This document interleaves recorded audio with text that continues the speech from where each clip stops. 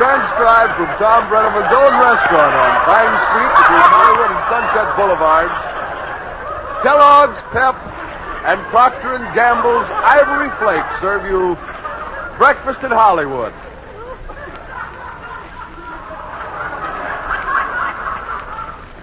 Friends, some men who rise in the world have the drive of a locomotive. Other men have the push of a bulldozer. And here's a man, well, we call him the blimp. It's that guy who'd never rise if it wasn't for all that hot air, Tom Brenneman.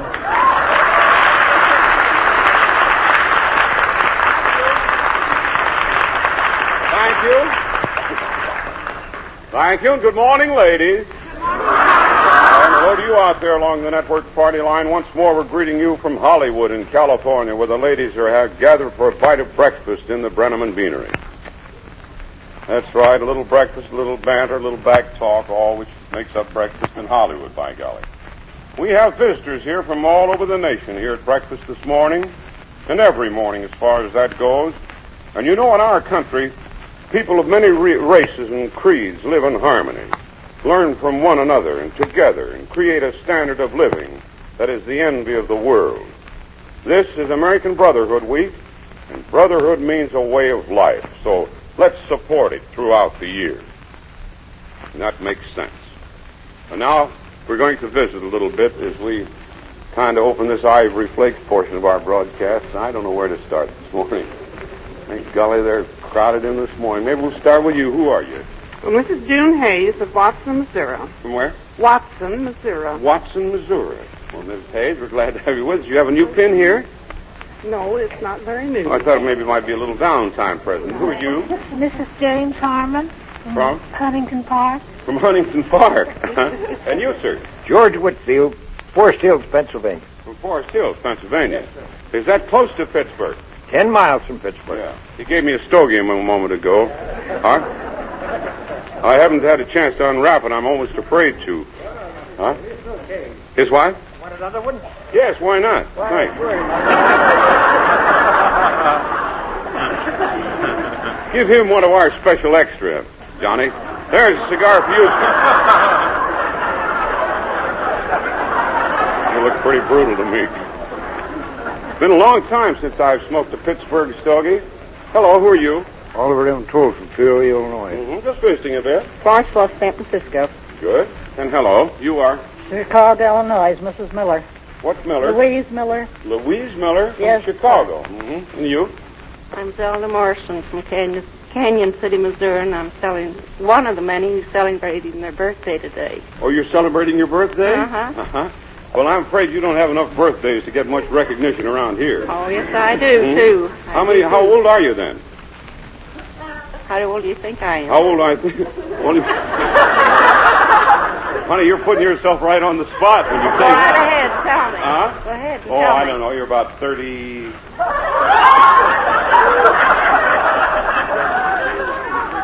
Come on. What is your name? Helen Mueller. Helen what? Mueller. Where are you from, Miss Mueller? Ventura. She looks younger than you do.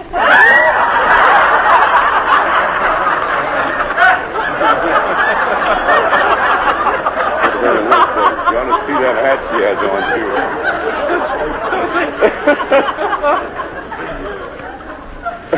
What is your name? Vivian Coda, formerly of Burlington, Vermont, now Pasadena. Coda. Coda. Coulter. C-O-T-A. Oh, Cota. Unusual name. You put your hair up every night? Well, do you? Well, I don't know. I may soon have to put mine up on the mantelpiece, the bureau or something. You know, well-groomed hair does a lot for a woman's appearance. But the real test of fine appearance is this. A woman who washes her clothes and also the dishes in ivory. The woman who looks neat right down to her fingertips, and I do mean fingertips. For soft, smooth fingers, for prettier, younger-looking hands, one box of flakes is all it takes. And you'd jump to give your lovely clothes an ivory flakesing, wouldn't you? Then why hesitate about your hands? They're important, too. And a strong wash day soap for dishes can so easily turn hands into social liabilities.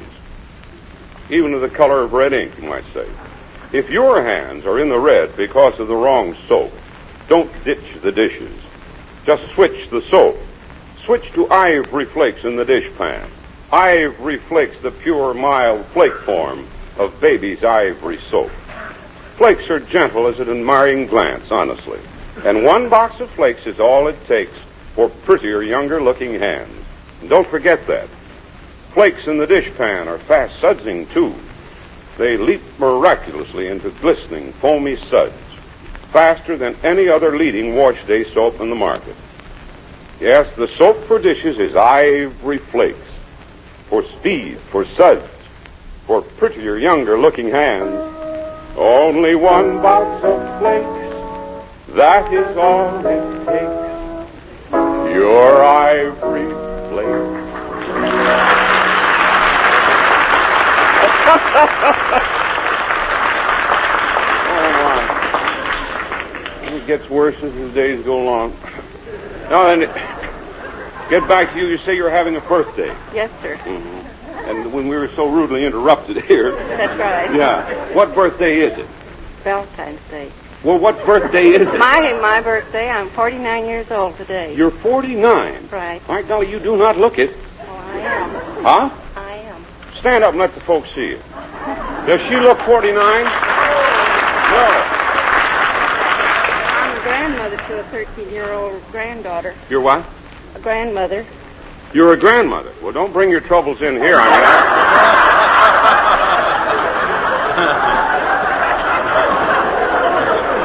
Here's a little birthday present for you. Thank you very, very much. That's a pair of ring-clear nylons. Not ordinary nylons. They're ring-clear. And you take care of them, too. Now, Ivory flakes. That's right, Ivory flakes. You bet. 49 years old. Isn't that amazing? Golly, you're 9 years older than I am.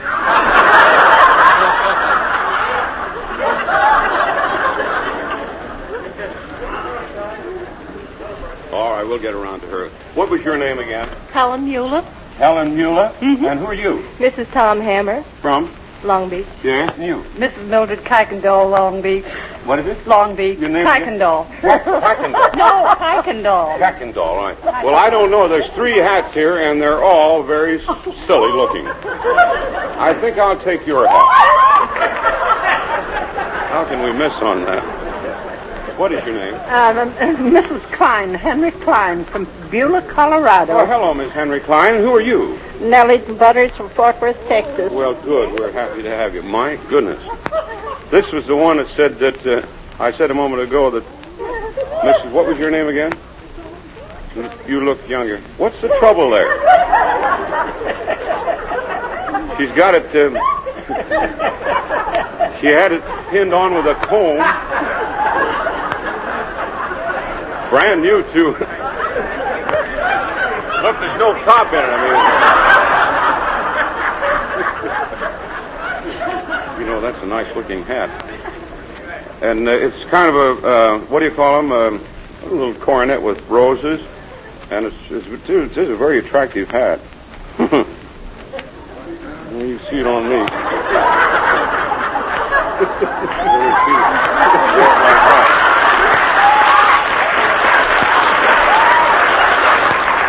It's the cream of the maid.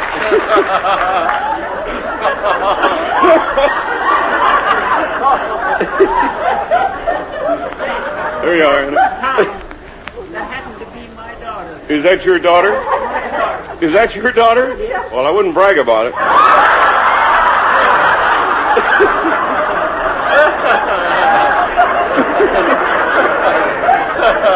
Are you Henry Klein?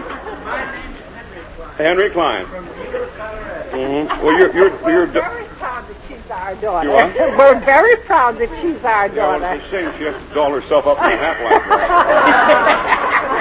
Incidentally, honey, if you'll stop on your way out, we'll see that you get one of the new Tom Brenneman models. You'll like those, too. They're really fine hats that we have in the market. You want to see one? Well, you go with her. There's 12 of them. 12 new models out there, made by the leading hat designers in the country. We're happy to see that you get one. How many children did you have, Mr. Henry Klein, and your Mrs. Klein? Right? 3. Huh? 3. 3. And Mrs. Klein. Well, she helped, yes.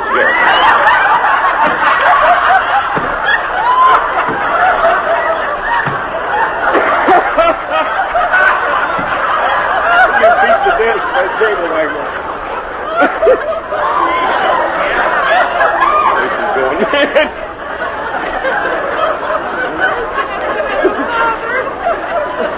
Incidentally, our movie breakfast in Hollywood opens today at Ashton, Nebraska, in the new Ashton Theater, and they're also having a big breakfast in Hollywood wing-ding on the stage right now. Let's send them a cheer from the Hollywood homepage. Have a good time back there, you Ashton. I know a great many of you spotted him. I'm just going to take the liberty of introducing him to you here in the restaurant and you out there along the network. So many of you have seen him. He's been in so many pictures. But, of course, he is famous for Papa Dione. Come on, Johnny Quail. I want you to meet him. You know him.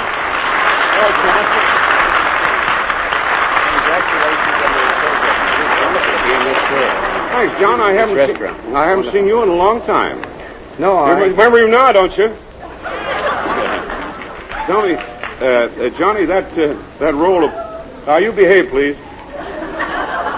That role of Papa Dione just about ruined your career, didn't it? Yeah, it did. It Huh? did me a little harm for a while. Mm-hmm. I was in a very serious picture, and after they'd seen The Father of the Quince, and they saw this very serious part, immediately I came on the screen, they started to laugh. And that word got around. It took me about 2 years to get out of that. Then John Ford gave me a chance to play a very serious part in The Grapes of Wrath, the part of Muley, which was a wonderful part, and that helped me to get out of that again. So I've been coasting along fairly well from then on. Oh, you've been busy. How many pictures have you made, Johnny? About 86 About so 86 far. pictures. Yes, sir. Well, that's quite a record. Seems as though you've been in pictures longer than I've been in radio. Well, sometimes I feel a little bit old. Say, by the way, if Uncle Corny ever gets sick, will you let me play his part? He'd be all right, too. I'll let me meet Uncle Corny when he comes in, Johnny. Tell me, Johnny, this. What are you doing now? Oh, I just finished a picture called The Fugitive, which John Ford is directing. We made it in Mexico City, by the way. They have some wonderful studios down there.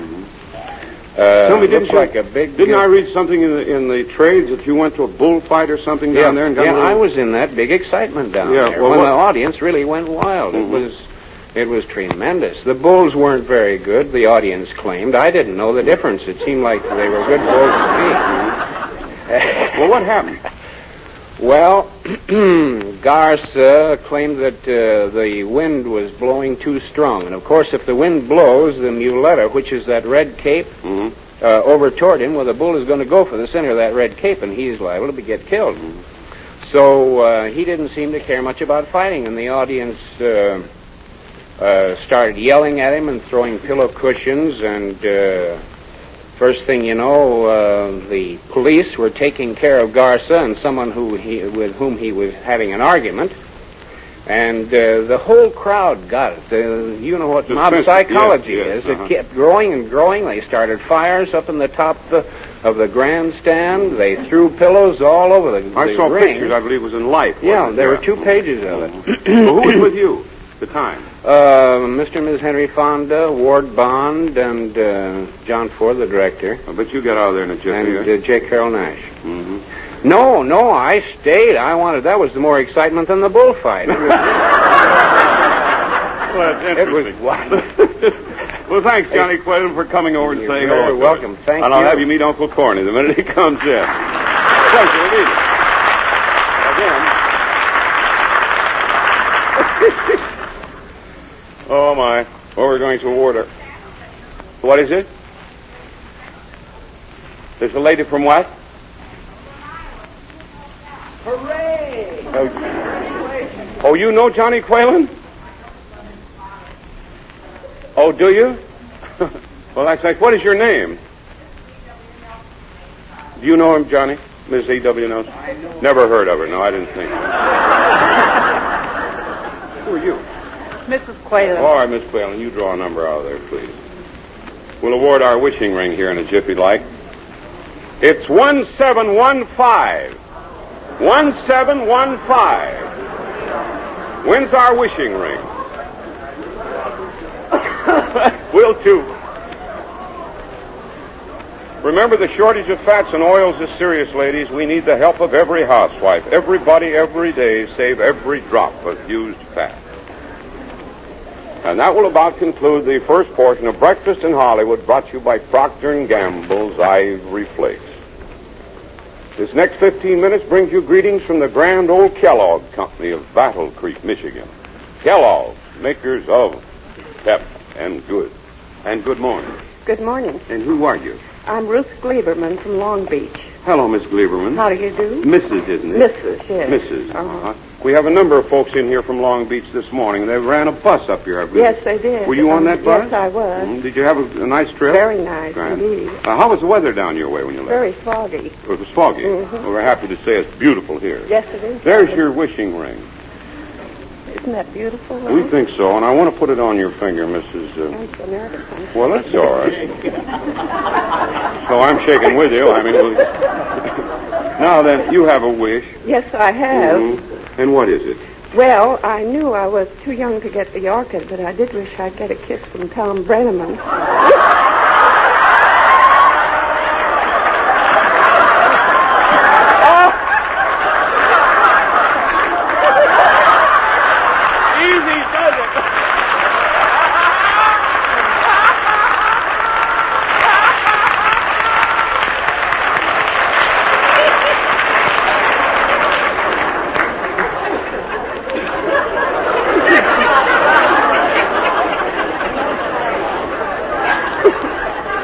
What won't happen around here? Oh, dear.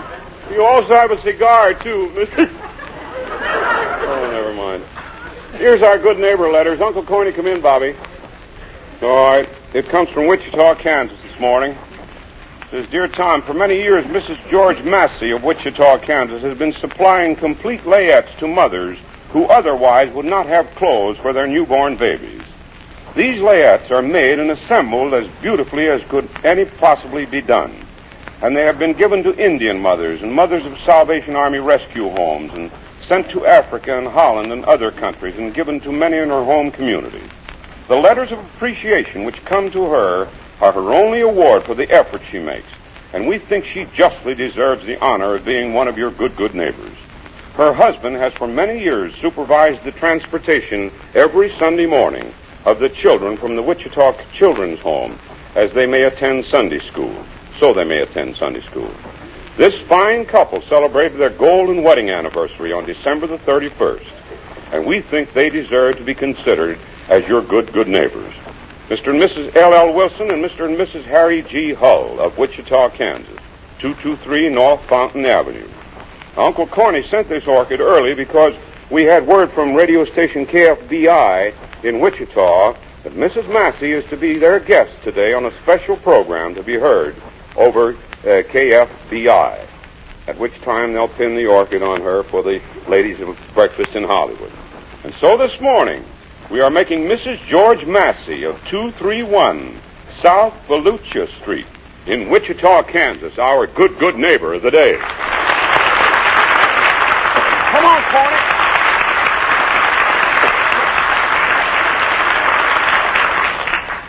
Good morning, Corny. How are you this morning? Well, I'm pretty good today. Oh, you look good. Yes, I feel fine. Tell me, where'd you get all bruised up like that? Huh? I said, where'd you get all those bruises? I hope you have a good excuse for that black eye. Whoa, no, I ain't. If I'd had a good excuse, my wife wouldn't have given it to me. I see. You and your troubles with your wife. Why don't you and your wife try to understand each other, Corny? Why don't you try to get along as well as you did when you were first married?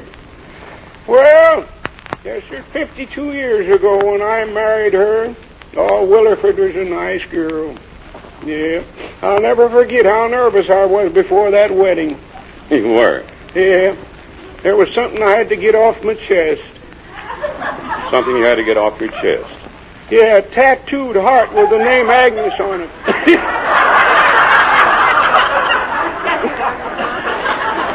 Oh. You got a joke this morning? Eh? I'd say, do you have a little joke for us this morning? Oh, yes. No, I ain't. You have no joke? No, I got a fashion note, though. You've got a fashion note? Yes, I got a fashion note. All right, let's have it. Well, some women's clothes are going to be radically different this year. And on account of that, there's going to be very little change in the men's clothes. There's going to be very little change in the men's clothes. Yeah, especially in the pants pocket.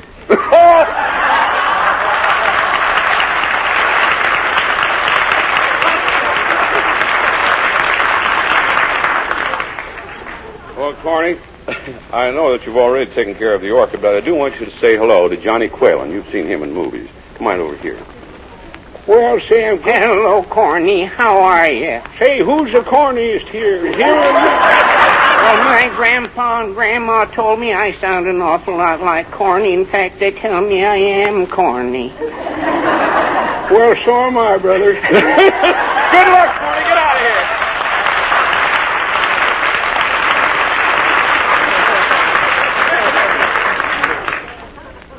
The Kellogg Company has asked me to tell you again today about the offer they're making so that you can get the Breakfast in Hollywood phonograph records.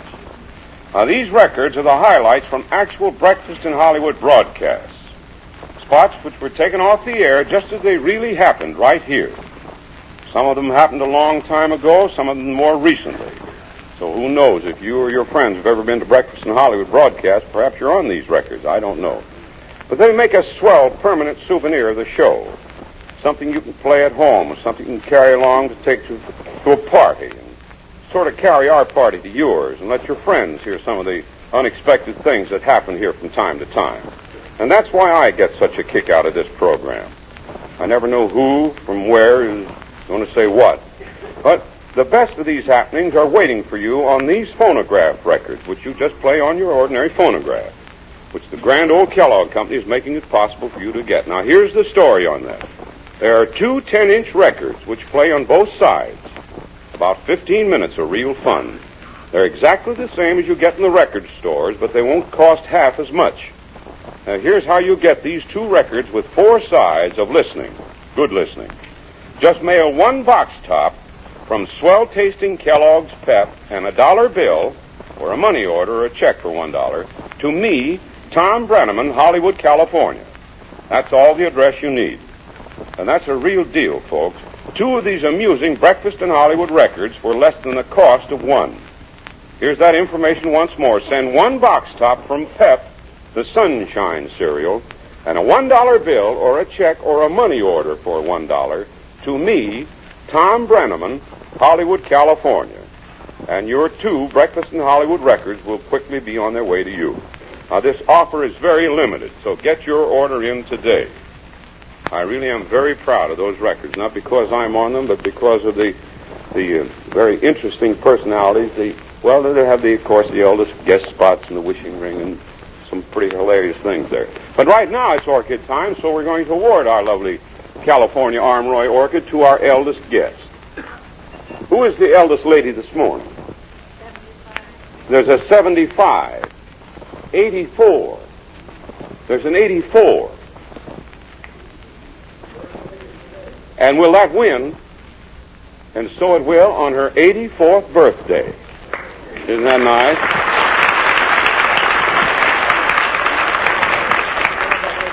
All right, I'll talk real loud. Come on out here if they'll let you. What's your name? Myra Ryan. Ryan. Ryan. Myra Ryan. Yes. Where do you live, Miss Ryan? Detroit. Oh, come on, let's try to meet you later. There she is. Myra Ryan from Detroit. She's 84 today. Now then, meet the ladies of Breakfast in Hollywood.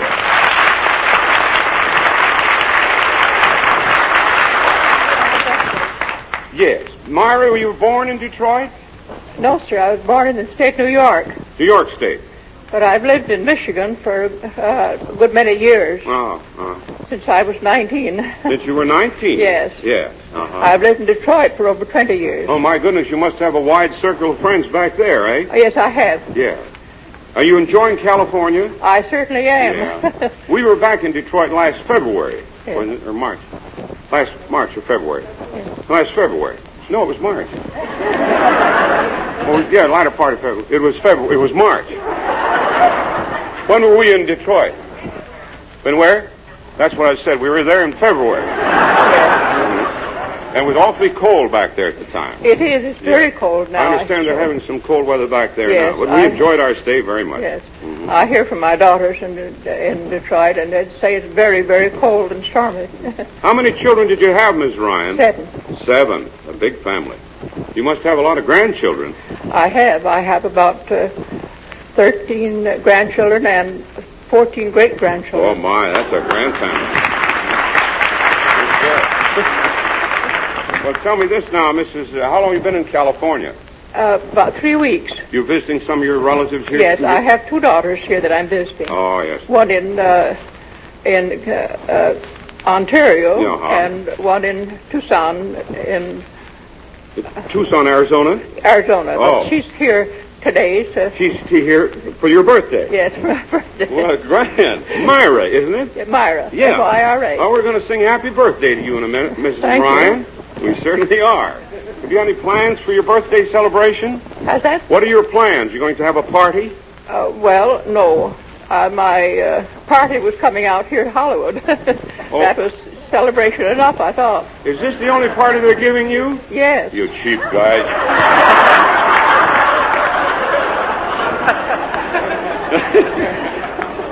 Well, look, how would you like to come down and have a birthday lunch with me? I'll bake you a cake. No, I won't bake you a cake, but I mean, we'll have the chef. He'll bake you a little birthday all right, cake. thank Could you you. come down for lunch? I would. Well, that's nice. Come down and have a birthday lunch. All right. Will you let me cut the cake? Certainly I will. All right, you get here about, we'll say about 12:30. All right. I'll look for you now. All right. All right. Now let's sing happy birthday, dear Myra. Happy birthday to you. Happy birthday to you. Happy birthday, dear Myra. Happy birthday to you.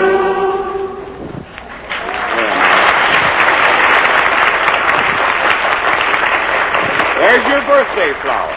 Well, thank you. That's your birthday orchid. All right. Thank you. And also because you're the eldest guest, 84. Is that so? Yeah. Right. Now if I'm talking too loud up there, she's pretty hard of hearing. You're hearing me now, aren't you? Oh, yes, I hear. Mm-hmm. Yes. You wear a hearing device, do you, Miss Ryan? Well, I tried it once, but it didn't help me, and so I discarded it entirely. Yes. Well, you're listening pretty well. You hear the radio. Do you hear well enough to hear the radio in the Oh, morning? no, not very well. They have turned up pretty high. Yes. I just wondered if you ever heard our program before. Oh, I have listened to it Yeah. because I have daughters that have it, and when I'm there, I make it my home with one and Well, have you the ever other. had an orchid before? No, I never did. No.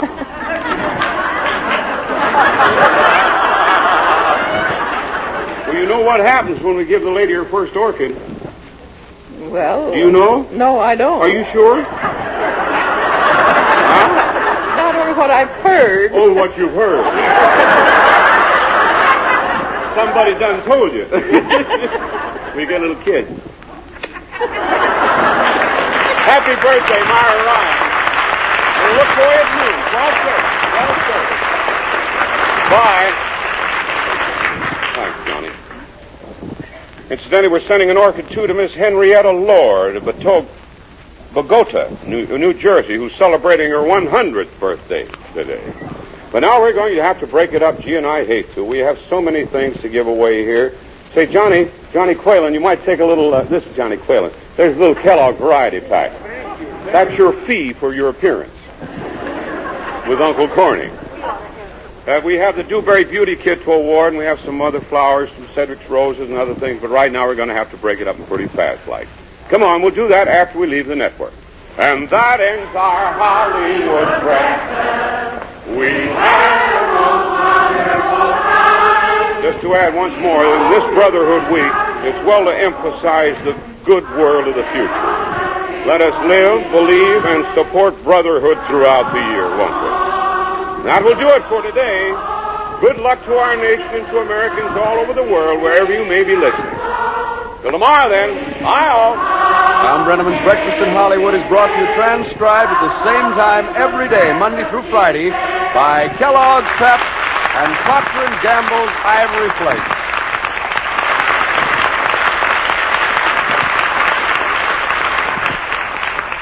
On a shivery morning when the clear, sharp air calls for breakfast quick. Lady, that's crumbles weather.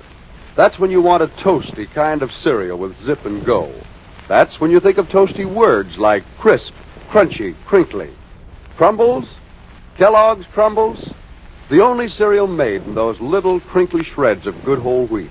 Sort of sweet and mellow rich and so good for the family. You know that. So when you think of something toasty on a cold morning, think of Crumbles.